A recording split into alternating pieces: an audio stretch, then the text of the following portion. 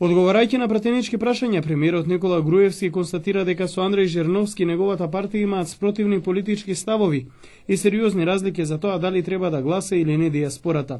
Тој потсети дека ВМРО ДПМН и во програмата најави дека во својот мандат ќе овозможи гласање како политичко ветување пред граѓаните. Дијаспората беше и е огромен плаќач на девизни средства во Република Македонија. Тоа се луѓе кои редовно ги следат состојбите во земјата, инвестираат и се борат на различен начин на земјата во местата каде што живеат, вложувајќи напори за промоција и лобирање на Македонија. Тоа се државјани на Република Македонија. Тоа не можеме да го игнорираме и не смееме неодговорно да се однесуваме кон нив, рече председателот на владата на Република Македонија. На седницата за пратенички прашања од опозицијата беше присутна само Либерално-демократската партија.